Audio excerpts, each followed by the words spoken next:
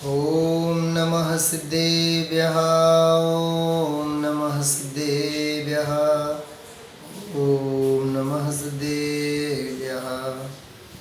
नमो अरहन्ताणं नमो सिद्धाणं नमो आयर्याणं नमो वज्रायाणं नमो लोये सवसागुणम्।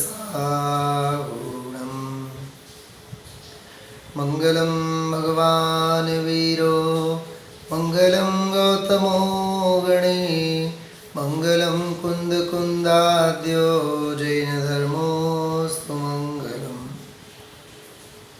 सर्वमङ्गलमाङ्गल्यं सर्वकल्याणकारकं प्रधानं सर्वधर्माणां जैनं जयतु शासनम् जैनं जयतु शासनम्। नमिगुणजिनं वीरम् अनन्तवर्णाणदंसनसहावम् ओच्छामिनियमसारं केवलिसुधकेवलीवणिदं केवलिसुधकेवलीवणिदम्।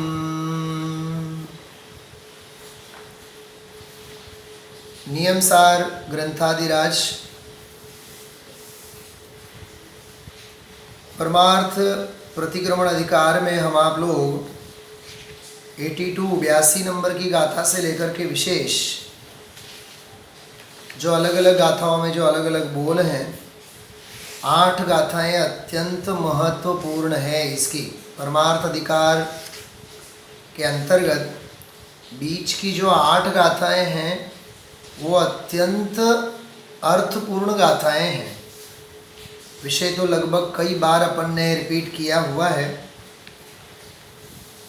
87 नंबर की गाथा 87 नंबर की गाथा, इस गाथा का हम आप लोग अनुवाद पढ़ते हैं और संक्षेप में चर्चा लेकर के आगे बढ़ेंगे।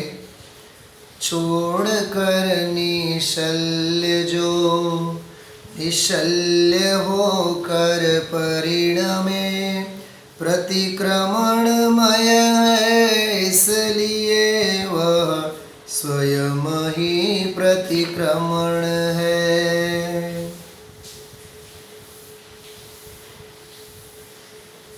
इस गाथा की चर्चा हम आप लोगों ने कल की है। फिर भी मिथ्या, निदान और माया इन तीनों शल्यों से संबंधित थोड़ी सी चर्चा हम आप लोग यहाँ लेते हैं। इस गाथा की टीका के बाद एक बहुत सुंदर कलश पद्म ब्रह्मलधारी देव ने लिखा है। कलश हम आप लोग देखते हैं। देखिए कितना सुंदर कलश है। शल्यत्रयं परित्यज्य निशल्ये परमात्मनि शल्यत्रयं परित्यज्य 3 शल्यों का परित्याग करके, तीनों शल्यों को छोड़ करके निशल्ये परमात्मनि, निशल्य ऐसा जो परमात्मा है जिसमें सनातन शाश्वत अनादि निधन निरंजन स्वभाव में किसी भी प्रकार का कोई शल्य है ही नहीं। विभाव भावों से पार, संसार भावों से पार, विकारी वृत्तियों से पार, भव के भावों से पार, जेमा भव नथी जेमा भवना भाव नथी एवं नायक भाव। गुरुदेव श्री ऐसा फरमाते हैं, जेमा भव नथी जेमा भवना भाव नथी एवं नायक भाव। ऐसा मैं परमात्मा, ऐसा मैं निशल्य स्वभावी मैं परमात्मा जिसमें शल्य है ही नहीं, स्वभाव में शल्य ही नहीं। मुझे ज्ञानी होना है ऐसा ज्ञान स्वभावी मैं नहीं हूं। अरे मैं ज्ञान स्वभाव से ही बना बनाया हूं ऐसा टंकोत्कीर्ण ज्ञायक भगवान आत्मा हूं। बोलो कितने शल्यों के गर्त में हम आप लोग पड़े हैं। मुझे ज्ञान संपादन करना है। अरे ज्ञान संपादन नहीं करना है, तू ज्ञान का घनपिंड है। मुझे सुखी होना है ऐसा तू नहीं है, तू सुख स्वभावी है।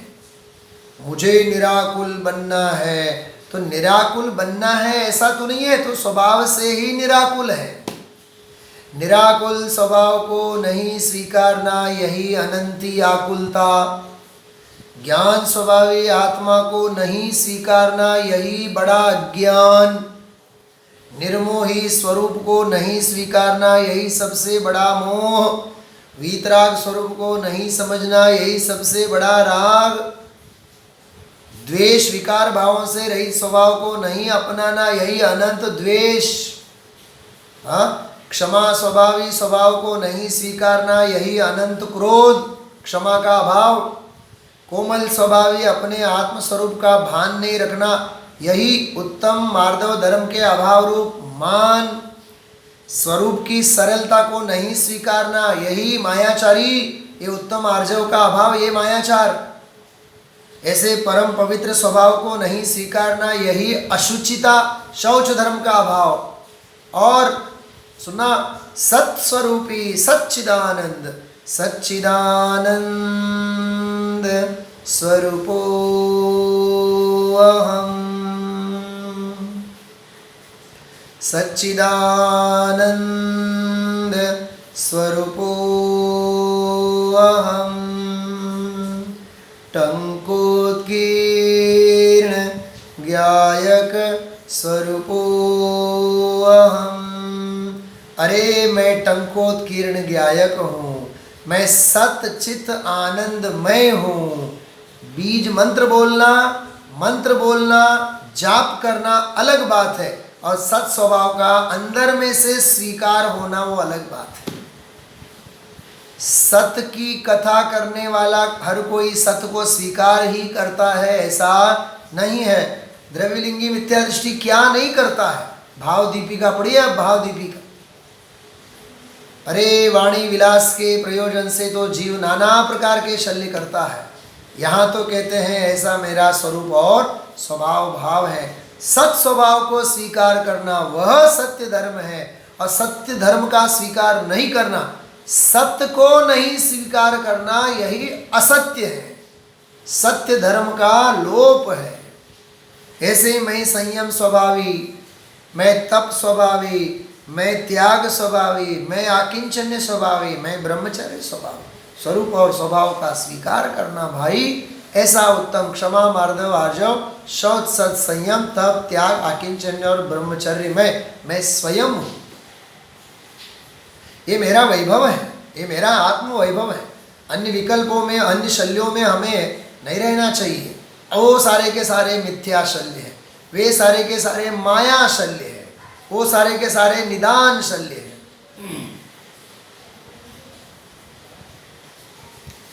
आत्मा की जिसे पड़ी नहीं है वो निरंतर मिथ्या शल्य में है। आत्मा की जिसे चाहत नहीं है वह निदान शल्य में है। और आत्मा को समझने की जिसे आवश्यकता नहीं है, मन वचन काय की कुटिलता जिसको है, वो नियम से माया शल्य में है।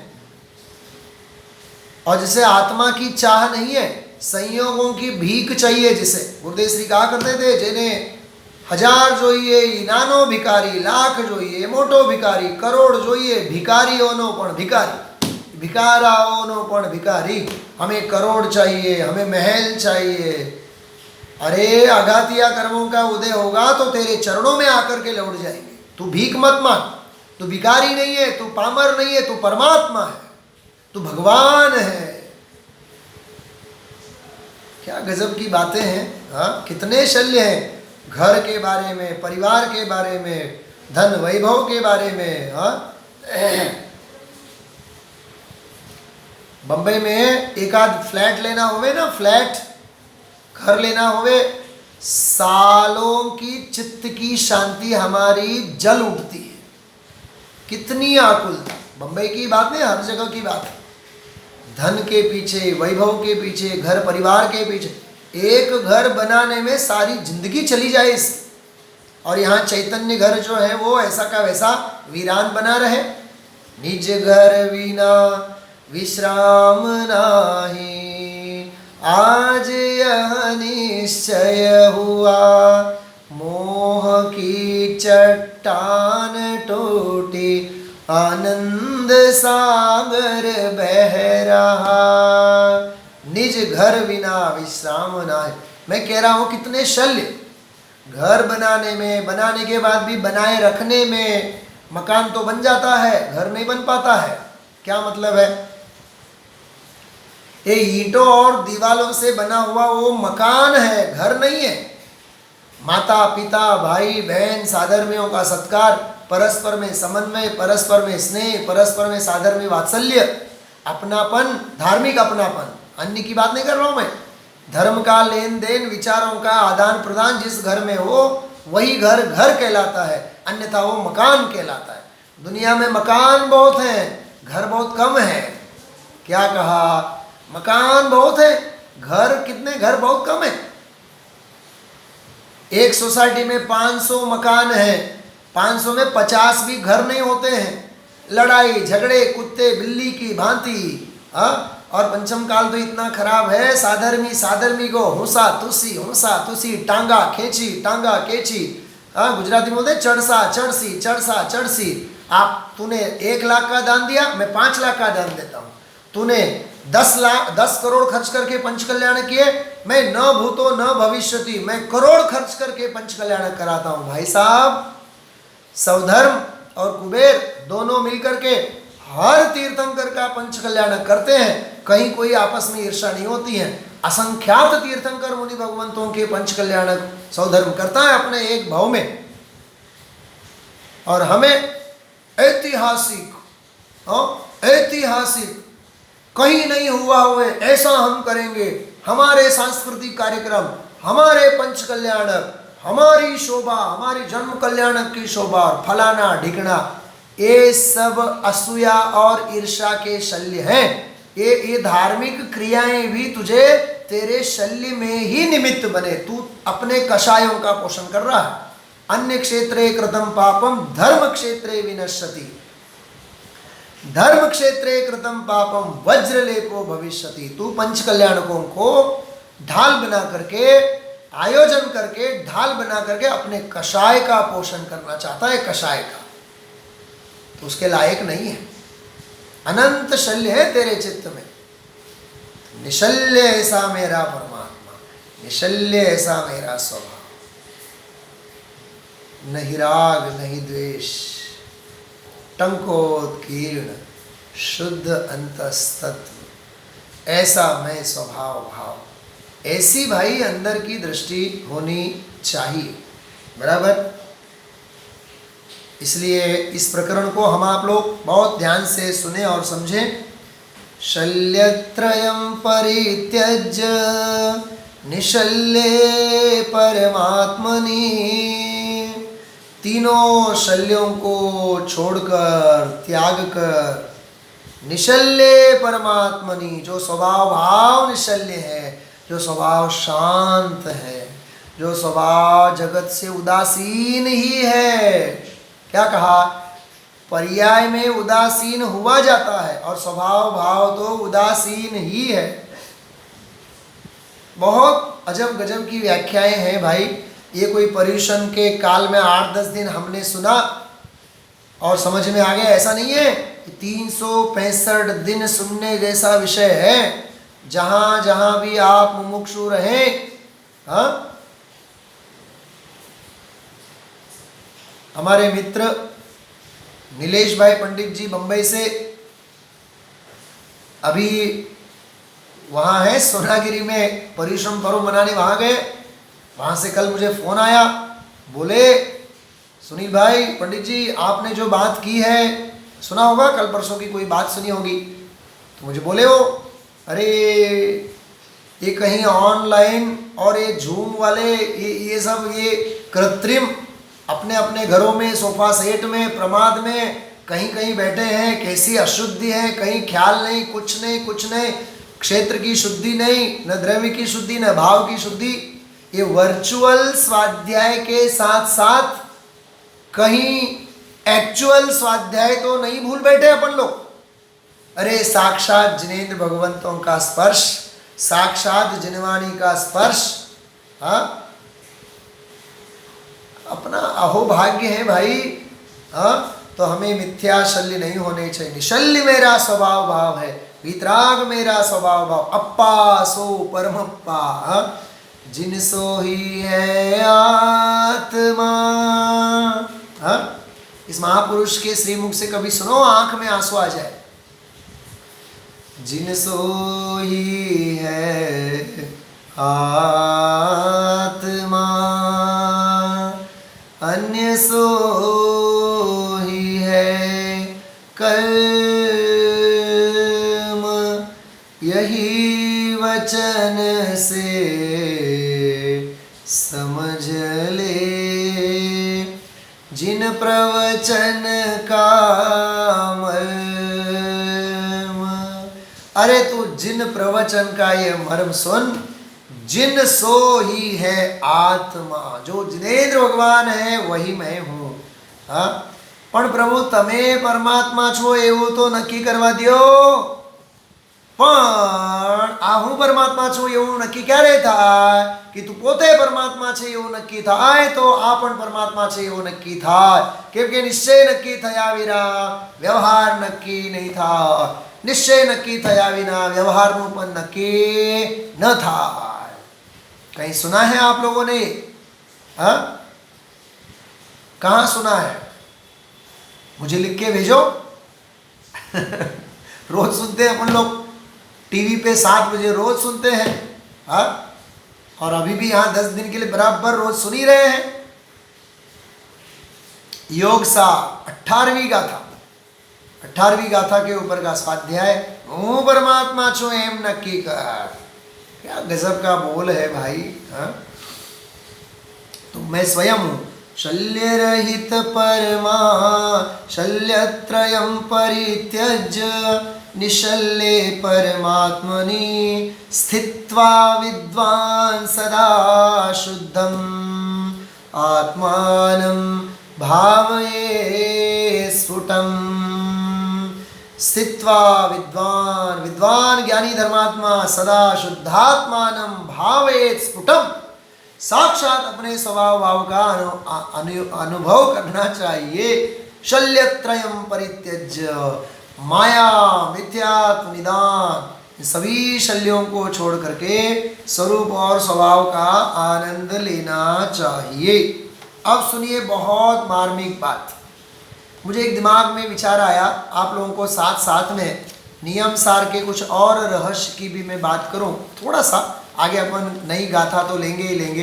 देखिए कितनी गहरी बात है। इस नियम सार के प्रारंभ में, इस नियम सार के शुरुआत में एक बड़ी अच्छी बात, एक बहुत गहरी चर्चा यहाँ आचार्य ने, टीकाकार ने कलश में की है। और कलश में उन्होंने एक 5वां कलश लिखा है, बहुत जोरदार कलश है। 5वां कलश है, बहुत जोरदार कलश है। उस कलश में आचार्य ने ये लिखा है, गणधरों के द्वारा, गणधर मुनि भगवंतों के द्वारा, गणधर गुणधर रचितम, गुणधर गणधर रचितम श्रुतधर संतानस्तु सुव्यक्तम। जो श्रुत की परंपरा, आचार्य मुनि भगवंतों की परंपरा से जो प्राप्त है, आचार्य मुनि भगवंतों की परंपरा से जो हमारे पास आया हुआ है, तो कहते हैं परमागमार्थ सारम, परमागमार्थ सार्थम, परमागम का अर्थ सहित वक्तुम। अरे इस परमागम का अर्थ करने वाले, कहने वाले, अमुम के वयम मंदाः, हम मंद कौन है, हम मंद बुद्धि वाले कौन है, ये कह रहे हैं। कहने का मतलब ये है, पद्म ब्रह्मलधारी देव को अंदर की मस्ती इतनी चढ़ी है इन शास्त्रों की व्याख्या करने वाले हम कौन? अरे शास्त्र लिखते समय भी उनको उसके शल्य नहीं सताते हैं, और हम हूँ पोड़ो बाजारनी शेरी सांकड़ी। हाँ, 5-25 लाख धन मिल गया, थोड़ी बहुत सत्ता आ गई, थोड़ा बहुत मान पान सम्मान बढ़ गया, और अपने आप को ऐसा तिस्मर खान समझते हैं। अरे चक्रवर्ती के सामने जो संपदा है उसका तिनका भी तेरे पास नहीं है। जरा अभिमान मत कर, बिल्कुल अभिमान नहीं। हाँ, बहुत निरभिमानी जीवन जीना चाहिए, बहुत सरल और सज्जनता से भरा हुआ हमारा जीवन जीना चाहिए। हाँ, आप सोचिए तो सही, कितनी बढ़िया बात। गुणधर गणधर से रचित श्रुतधर की संतान, श्रुतधरों की संतान है। परमागम का कथन हम कैसे करें बखान, क्यों? परमागम की पुष्ट रुचि प्रेरित करे अनल। अरे जो परमागमों की जो पुष्ट रुचि है, परमागम को पढ़ पढ़ करके हमारी जो रुचि बढ़ रही है, इसीलिए यह लिख रहे और न कोई विकल्प। देखो शल्य है इसलिए नहीं लिख रहे हैं, हमें तो परमागम का रस, मकरंद रस हमें झर रहा है, इसलिए हम प्रेरित हो रहे हैं। क्या अद्भुत बात है भाई, सरल सहज। हाँ? गुरुदेव श्री कई बार प्रवचनों में कहते हैं, भाई मारे पुस्तक छपावाना छे, मारे मंदिर बनावाना छे, अने करोड़ोना थया छे ने हजी बनावाना छे। हाँ, कोक ने तो पुस्तकों बनाव, नाम लेकर के बोलते थे गुरुदेव श्री, कोक ने तो पुस्तक बनावाना बहुत शौक होय छे। हाँ, अरे भाई मुकने लप मुक्त, कितने शल्य आप बताओ, कौन कौन सी क्रियाओं के कौन कौन से सब सारे कितने कितने कितने शल्य हम आप लोगों को सताते हैं। इसलिए भाई आचार्य कहते हैं तू निशल्य हो जा, निशल्य हो जा, क्योंकि निशल्य हुए बिना बेड़ा पार नहीं होगा। क्योंकि मार्ग निशल्य है, मार्ग निशल्य होने का है, तो हमें परिणामों में शांति रखते हुए अत्यंत निशल्य भाव से मार्ग में आगे बढ़ना चाहिए। बराबर। एक मैं बहुत मार्मिक बात आप लोगों को बताऊं,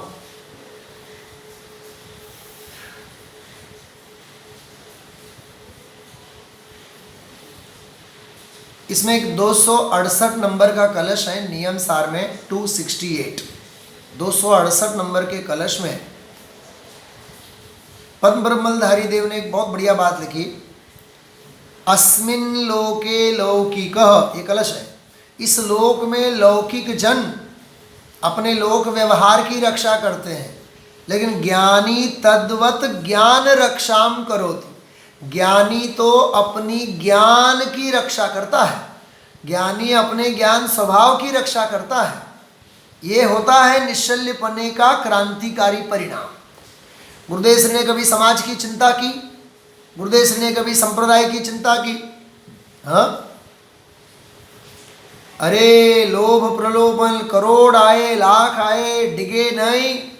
और सोनगढ़ के संकुलन में जितने जो भी धर्मायतन बने हैं, कभी गुरुदेव श्री ने उसके बारे में एक पाई के लिए नहीं कहा, एक पैसे के लिए उन्होंने पहल नहीं की। અહીંયા તો 45 વર્ષથી એક ભગવાન આત્માનો ધંધો અમે કર્યું છે, બીજો કોઈ ધંધો અમે કર્યું જ નથી। હા, કોઈને અમે એક પાઈ માટે કીધું નથી। અને ત્યારે અમે આ પ્રમુખને કીધું હતો, ऐसे बोलते हैं उनके प्रवचनों में, आप सुनना, हमने उनके प्रवचनों में कई बार गुरुदेव श्री के प्रवचन में बात आती है, અમે ત્યારે આ પ્રમુખને કીધું હતું, ચંદુભાઈને કીધું હતું, રામજીભાઈ બાપુજીને કીધું હતું કે ભાઈ અમારા ભરોસે આ સંકુલન ઊભું નહીં કરતા। क्या कहा? અમારા ભરોસે આ સંકુલન ઊભું નહીં કરતા। અમને અંદરમાંથી વૈરાગ્ય થઈ આવશે તો અમે જંગલમાં વયા જશું। इसको बोलते हैं निशल्यपना, इसको बोलते हैं निशल्य, सहज सहज सहज। ऐसा हमारा जीवन होना चाहिए। हाँ, हम अपने अपने जीवन के नए नए नए चूल्हे और चौके लेकर के न जाने कितने मिथ्यात्व और माया और निदान शल्यों को अपने जीवन में लेकर के ढो रहे हैं, इसकी अपन कल्पना नहीं कर सकते। इसलिए बहुत प्रैक्टिकल वे में हमें निशल्य होना चाहिए, बहुत सहज जीवन होना चाहिए भाई। हाँ, पुण्य के उदय से संबंध में बताओ, शल्य कम होते हैं हमें। जैसे आप लोग अभी ऑनलाइन स्वाध्याय सुन रहे हैं, बीच में नेट कनेक्शन टूट गया तो कितना दिमाग खराब होता है। हाँ, कितनी आकुलता होती है, आवसे कि नहीं, आवसे कि नहीं, आवसे, अरे तारो भाग्य न उदय होए तो आवसे, नहीं तो नहीं आवे। ऐसा है भाई, दांत हो तो चने नहीं, चने हो तो दांत नहीं, दांत हो तो चने नहीं और चने हो तो दांत नहीं। नहीं होता है कईयों के जीवन में। गुरुदेव श्री को कभी सुनेंगे भी नहीं कई ऐसे जीव। और किसी साधर्मी ने कहा कि गुरुदेव श्री का प्रवचन सुनो, बहुत बढ़िया चलते हैं। अभी भाई साहब लेट लतीफ अंत में 10 मिनट आएंगे गुरुदेव श्री का प्रवचन पूरा हो जाएगा। बा हमें આવી ગયા હતા પણ પ્રવચન પૂરું થઈ ગયું, પણ ભાઈ સાહેબ તમે કેટલા વાગે આવ્યા હતા? કેટલા વાગે આવ્યા હતા? ગુરુદેવ શ્રીનો તો 8 વાગે શરૂ થયો હતો ને આપ શ્રી તો પધાર્યા છો 9:05, तो कहाँ से होगा? ये प्रमाद है, ये आलस है। गुरुदेव श्री का मांगलिक भी नहीं छूटना चाहिए। उससे पहले मांगलिक से 10-15 मिनट पहले आओ, भगवान के दर्शन करो और दर्शन करके फिर गुरुदेव श्री की बात सुनो। देव पूजा, गुरु उपास्ति, स्वाध्याय संयम तप, दानम चेति गृहस्थानाम षट्कर्माणि दिने दिने। हाँ, तुझे स्वाध्याय में बैठने से पहले 3 लोक के नाम भगवान की दर्शन, पूजा, वंदना, सब ये चरणान योग की पहली क्रिया करनी चाहिए। तब जा करके स्वाध्याय में बैठ तो तेरे विचारों में गंभीरता आएगी, तू निशल्य हो पाएगा। तो जीवन भर हमारा निशल्य होने के लिए ही प्रयत्न होने चाहिए। एक और बात, निशल्य होने के लिए शल्य करने की आवश्यकता नहीं। ये नई बीमारी, ये नया ग्रहित मिथ्यात्व, ये अभ्यासुओं की नई बीमारी, ये नया कोरोना कह रहा हूं मैं। मुझे निशल्य होना है, इसके लिए कितने शल्य करने पड़ेंगे? अरे कोई शल्य की आवश्यकता नहीं है। ज्ञानानंद स्वभावी भगवान आत्मा की महिमा करो और उस स्वरूप में मस्त रहो, बस ये निशल्यपना है। कितनी विपरीतता, श्रद्धा की कितनी विपरीतता। श्रद्धा अंधी, ज्ञान अंधा, हाँ, चारित्र खराब में से खराब। ये तीनों का गजब का समन्वय है, श्रद्धा, ज्ञान और चारित्र। श्रद्धा, ज्ञान और चारित्र, इनका अद्भुत समन्वय अपने जीवन में होना चाहिए। देखिए, एक बहुत सुंदर, मैं आपको एक कोटेशन समय सार में से मैं आपको देना चाहता हूँ, आप लोग सुनना।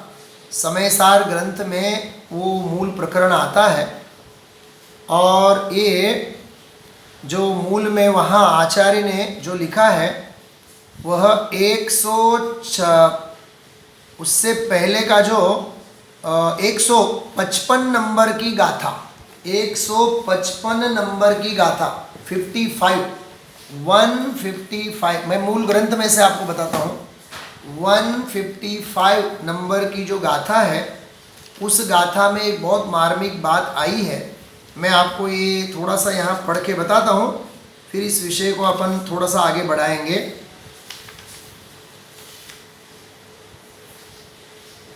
देखिए, 155 नंबर की गाथा, उसकी टीका, ओरिजिनल टीका में ये चर्चा है। देखिए गाथा क्या है? अथ परमार्थ मोक्ष हेतुम तेषाम दर्शयति। ये पुण्य पाप अधिकार की गाथा है। अब हम परमार्थ से मोक्ष का क्या हेतु है उसे दिखाते हैं। लेकिन अब क्या हेतु है?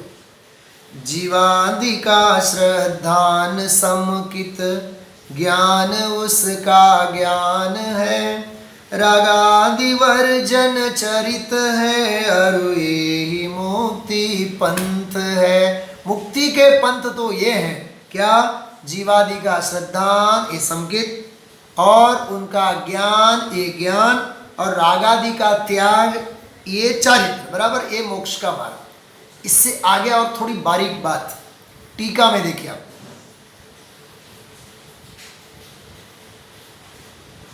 क्या लिखा है, कितनी सुंदर बात लिखी है।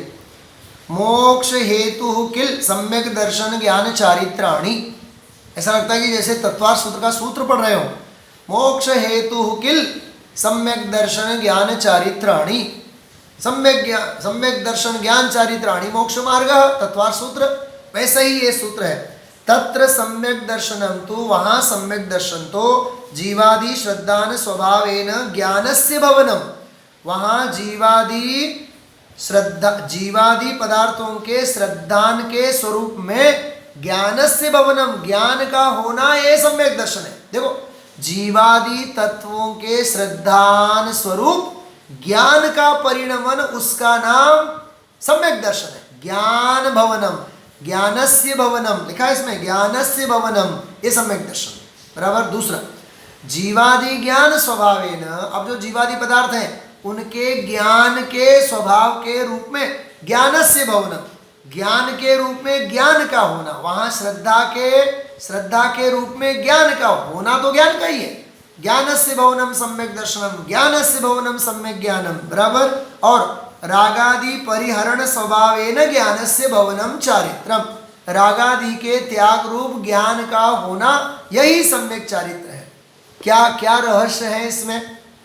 सम्यक दर्शन में भी ज्ञान का ही भवन है, सम्यक ज्ञान में भी ज्ञान का ही भवन है, सम्यक चारित्र में भी ज्ञान का ही भवन है। ज्ञानस्य भवनम, ज्ञानस्य भवनम, ज्ञानस्य भवनम, ज्ञान का होना वही सच में सम्यक दर्शन ज्ञान चारित्र है। पढ़ना आप इस मूल गाथा के अंश को निकाल करके 155 नंबर की गाथा है, बराबर। मित्रों, सादर में सज्जनों, भाइयों, स्वाध्याय के अलावा, स्वाध्याय के बिना, अभ्यास के बिना कोई और उपाय नहीं है।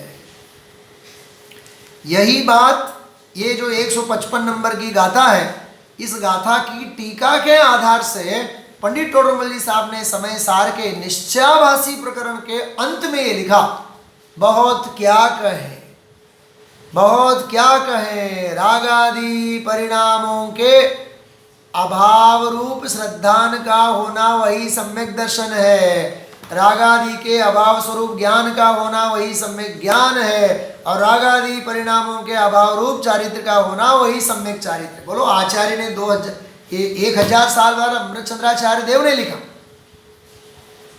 टोडरमल जी साहब ने 300 साल पहले लिखा।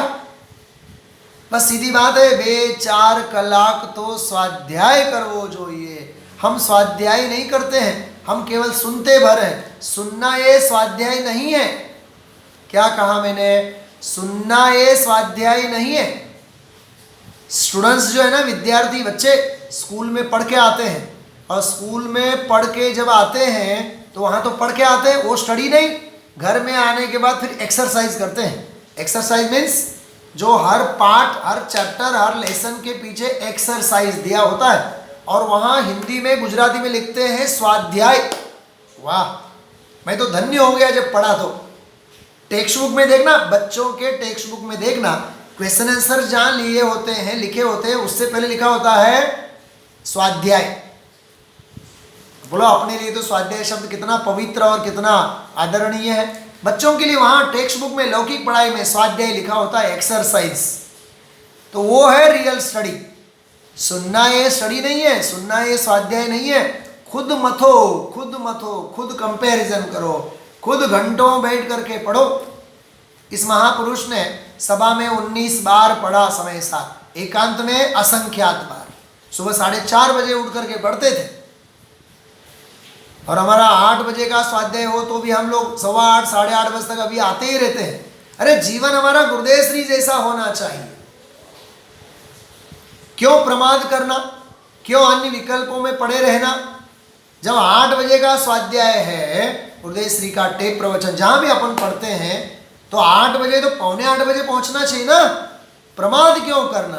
क्योंकि संसार के शल्य हमें आत्म कल्याण के मार्ग को करने से रोकते हैं।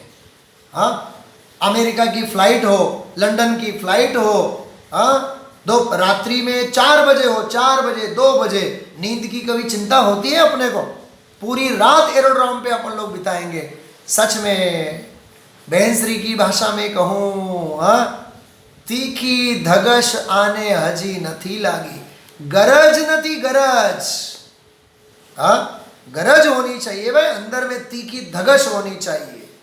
हाँ, आटला वर्षो થઈ ગયા તોય થાતું નથી। બેસણે જવાબ દિયા है, જેટલું કારણપણું આપવું જોઈએ એટલું કારણપણું આપતું નથી, અને કારણપણું જેટલું જોઈએ એટલું આપે, કાર્ય કર્યા વગર રહે નહીં, कार्य हुए बिना रहे नहीं। लेकिन तू कारण देता ही नहीं है, तेरे दिमाग में अन्य शल्य छूटते ही नहीं है। ऐसा ये अद्भुत विषय है। बराबर, ये विषय यहाँ पूरा हुआ। अपन आगे बढ़ते हैं। 88 नंबर की गाथा, मैं सीधे इस कलश को, इस गाथा को लेता हूँ। मूल गाथा पढ़ता हूँ।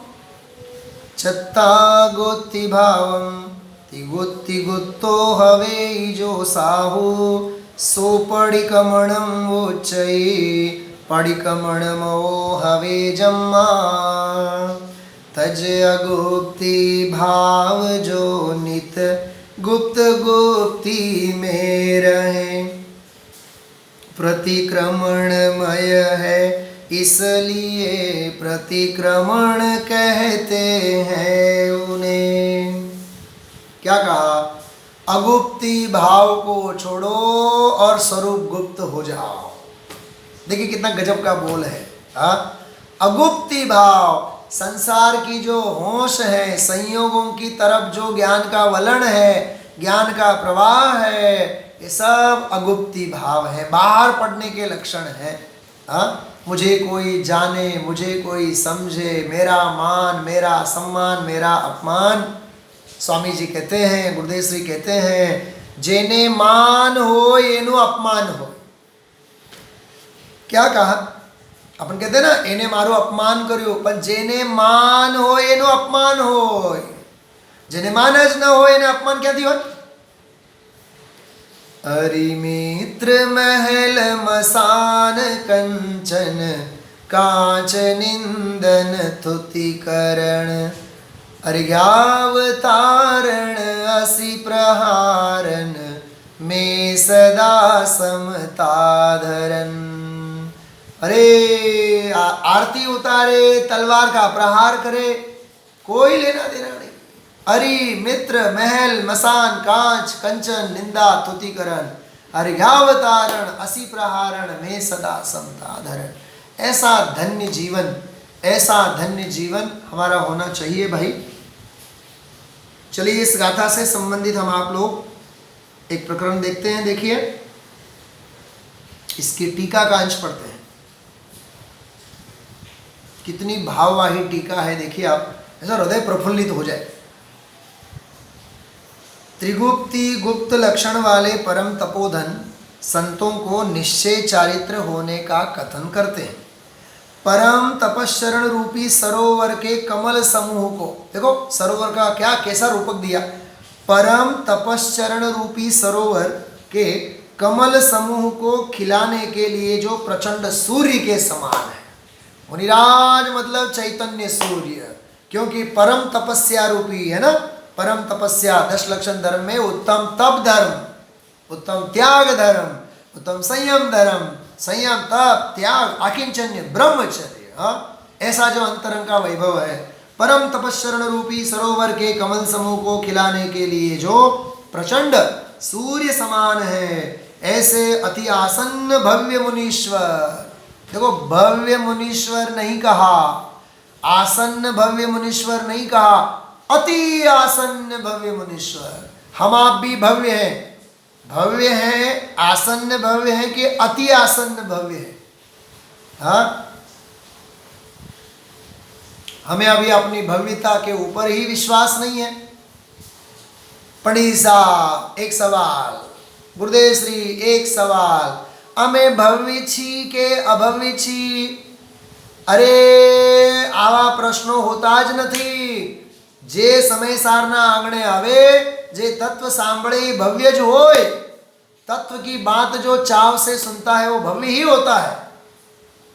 मतलब जैन दर्शन की ABCD भी पता नहीं है इस जीव को, इसलिए यहाँ कहते हैं अति आसन्न भव्य जीव, अति आसन्न भव्य जीव, वैराग्य के शिखर के शिखामणि, शुद्धोपयोग अधिकार में, शुद्ध भाव अधिकार में, वैराग्य के शिखर के शिखामणि। 38 नंबर की गाथा में कितना जोरदार लिखा, वैराग्य के शिखर के शिखामणि ऐसे वे। देखो पढ़ के बताता हूं मैं आपको, बहुत जोरदार शब्द है उसमें। सहज वैराग्य रूपी महल का शिखामणि, चूड़ामणि, सहज वैराग्य रूपी महल के शिखामणि, मुनिराज का ऐसा विशेषण दिया। ऐसे यहाँ कहते हैं इस गाथा में की टीका में, तपश्चरण रूपी सरोवर के कमल समूह को खिलाने के लिए जो प्रचंड सूर्य के समान है, ऐसे अति आसन्न भव्य मुनीश्वर बाह्य प्रपंच रूपी अगुप्ति भाव। गुजराती में ये नहीं कहवाय जगतनु पंचात। क्या कहा मैंने? जगतनु पंचात। थोड़ा सा उदाहरण दूं मैं इसके लिए, बहुत प्रैक्टिकल। हम मंदिर गए, अब हम मंदिर कितने बजे गए, कितने बजे लौट के आ गए, ये हमें याद नहीं रहता है। बाकी 25 लोग कितने बजे आए, कितने बजे गए, कौन कौन नहीं आए, कौन कौन गए, ये सारा लेखा जोखा अपने पास होता है। इसको बोलते हैं पंचात, जगत का पंचात, इसको बोलते हैं प्रपंच। ये जगत का प्रपंच है। यहाँ कहते हैं कि बाह्य प्रपंच रूप अगुप्ति भाव। हाँ, क्या गजब का। गाँव में ना, गाँव में पंच होते हैं, पंच, और हमारे जिनागम में पंच परमेष्टि होते हैं। पंचात नहीं करना, जगत के प्रपंच में नहीं पढ़ना।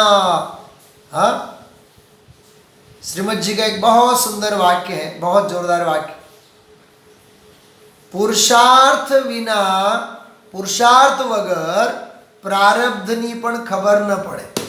क्या कहा? पुरुषार्थ विना प्रारब्धनी पण खबर न पड़े। तेरी काल लब्धि आई है कि नहीं, ये भी तुझे पुरुषार्थ होवे तब खबर पड़े।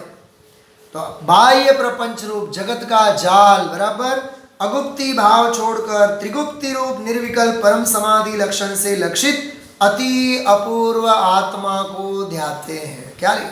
आत्मा को ध्याते हैं, नहीं, अति अपूर्व आत्मा को ध्याते हैं। वे मुनिराज प्रतिक्रमणमय परम संयमी होने से निश्चय प्रतिक्रमण स्वरूप है। बहुत सुंदर कलश है भाई। इसके बाद मन वचन काया की जगत से संबंधित, जगत की जो भ्रमणा है, जगत जाल जो है, संसार के संकल्प विकल्प जो हैं, इनको छोड़ने की बात है, क्योंकि वे सारे जगत प्रपंच अगुप्ति भाव है। वो मुझ स्वरूप गुप्त होने में मुझे अंतराय का काम करेंगे। इसलिए हे संग उदय, हे कर्म उदय, हवे तमे अंतराय शा माटे करो छो? हवे तमे शांत थाओ, शांत थाओ, शांत थाओ। हूँ मारा स्वरूप में लीन थाओ छो। बस ऐसी परिणति हम आप सबकी होवे। इसी मंगल भावना के साथ मैं यहाँ अभी विराम लेता हूँ, और आगे की गाथा, आगे का विषय हम आप लोग कल के स्वाध्याय में लेंगे। ओम नमः सिद्धेभ्यः।